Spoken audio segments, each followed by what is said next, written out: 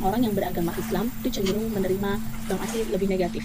Hai Laktafem, balik lagi kita ada di Serasi. Apa tuh? Senin Literasi. Dan kali ini kita bakalan bahas tentang Bang ASI ya.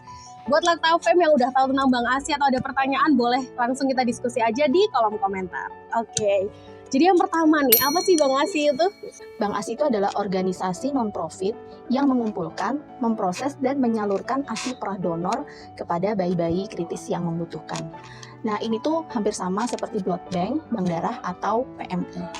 Oke, terus kalau Bang ASI itu sendiri tujuannya apa? Kenapa dibuat? Inisiatif awal adanya Bang ASI itu adalah untuk menyediakan ASI donor bagi bayi-bayi dengan kondisi kritis yang dirawat di unit perawatan bayi baru lahir atau NICU ya, Newborn Intensive Care Unit. Jadi Bang ASI mengumpulkan ASI donor, memprosesnya sehingga aman secara medis dan dapat disalurkan kepada bayi-bayi di NICU tersebut. Itu inisiatif awal, tujuan utama adanya Bang ASI. Waduh, tujuannya sangat mulia sekali ya untuk menolong bayi-bayi yang ada di NICU itu. Kalau cara kerjanya sendiri itu bagaimana? Sudah ada standar operasional prosedur dari operasionalnya Bang ASI sendiri. Secara umum, calon donor atau ibu menyusui yang ingin menyalurkan ASInya yang berlebih itu akan dilakukan konseling dan juga screening kesehatan. Jika mereka melewati semua atau lolos dari semua proses tersebut, maka ASInya akan dikumpulkan. Metode yang dipilih bisa perah manual atau juga menggunakan pompa. Untuk Bang ASI yang ada saat ini di dunia memang tidak menyarankan pengumpulan ASI di rumah ya, karena khawatir dengan kondisi sterilnya dan sebagainya. Kemudian dari ASI yang dikumpulkan itu nanti akan dilakukan pasteurisasi dan juga diuji mikrobiologis. Lalu jika memang terbukti negatif, maka dia akan dilakukan penyimpanan di pembekuan ya, penyimpanannya di suhu yang kurang dari 20 derajat. Nah, jika sudah ada permintaan dari dokter yang merawat bayi untuk mendapatkan ASI, maka ASInya akan dipilih yang sesuai ya dengan umurnya bayi, lalu disalurkan kepada bayi yang resipiennya tersebut. Kalau semisal lokasinya ada di mana aja sih Bang ASI itu? Seperti tadi disebutkan, tujuan awalnya kan untuk membantu bayi-bayi kritis di NICU ya. Jadi memang pada saat awal dibentuknya Bang ASI itu banyak terdapat di lokasi yang dekat atau bahkan di dalam NICU sendiri. Untuk sejarah awalnya Bang ASI yang pertama itu didirikan tahun 1909 di Wina dan yang kedua di Boston pada tahun 1919. Nah, kalau untuk saat ini Bang ASI sendiri itu sudah ada sekitar 600 unit Bang ASI tersebar di sekitar lebih dari 50 kota. Berarti Bang ASI ini belum ada di semua negara ya, padahal kan peranannya penting banget. Nah itu kenapa ya bisa kayak gitu? Ya, jadi memang belum ada di semua negara. Karena untuk membangun Bang ASI itu butuh investasi yang cukup besar terkait teknologinya, kemudian SDM-nya yang terlatih, pencatatan, dan sebagainya. Dan banyak negara yang memang belum memprioritaskan kebijakan terkait ASI dan menyusui. Juga ada penerimaan yang tidak semuanya positif dari masyarakat. Misalkan ada berita di Bangladesh pada tahun 2019 yang terjadi penolakan pembukaan Bang ASI di sana karena kritik pemuka agama.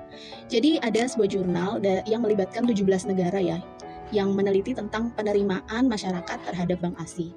Dari hasilnya tampak bahwa masyarakat atau orang-orang yang beragama Islam itu cenderung menerima Bang ASI lebih negatif, responnya lebih negatif terhadap Bang ASI. Kenapa? Karena dalam Islam ada yang disebut dengan mahram sesusuan. Sementara pada proses pengumpulan Bang ASI yang udah ada sekarang, itu donasinya adalah secara anonim. Jadi antara donor dan resipien itu tidak saling mengenal. Dan kemudian pada saat pengumpulan ASI, itu ASInya dapat dicampur untuk kemudian dipasteurisasi ya, untuk diproses lebih lanjut. Itu dapat dari beberapa donor dapat dicampur jadi satu. Yaitu yang jadi titik concernnya. Kemudian juga ada masyarakat dengan tingkat pemahaman pengetahuan yang rendah sehingga kurang bisa menerima inovasi-inovasi seperti ini. Oke, kalau di Indonesia sendiri udah ada belum sih Bang ASI? Oke. Kalau di Indonesia sendiri belum ada Bang ASI ya. Tapi usaha-usaha untuk menyalurkan donasi ASI itu sudah banyak ya tersebar di masyarakat kita. Dan memang prosesnya informal.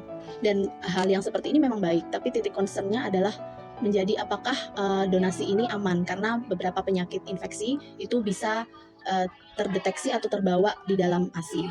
Nah, adanya Laktashare ini adalah untuk memfasilitasi donasi yang aman secara medis dan juga agama. Selama 5 tahun sudah berdiri, Laktashare sudah berhasil mendistribusikan 8.000 liter lebih ASI kepada 300-an lebih bayi yang kritis dengan menjamin keamanannya melalui screening kesehatan donor dan juga menjamin keamanan ASI selama perjalanan dari donor ke resipien. Jadi memang butuh modifikasi ya kalau memang Bank ASI itu mau dibangun di negara Muslim. Karena itu tadi yang sudah disebutkan, penerimaan dan adanya mahram sesusuan di dalam agama Islam. Gitu. Kita perlu belajar dari negara Iran, Irak, dan Malaysia yang mereka adalah negara mayoritas Muslim tapi sudah memiliki Bank ASI. Yang terdekat Malaysia, mereka memodifikasi proses atau alur dari Bank ASI sehingga sesuai dengan fatwa majelis ulama di sana. Ya, mungkin itu aja. Barangkali Lakta FM punya pendapat lain, boleh langsung tulis aja di kolom komentar. Sampai jumpa di serasi selanjutnya. Semangat untuk seluruh pejuang ASI.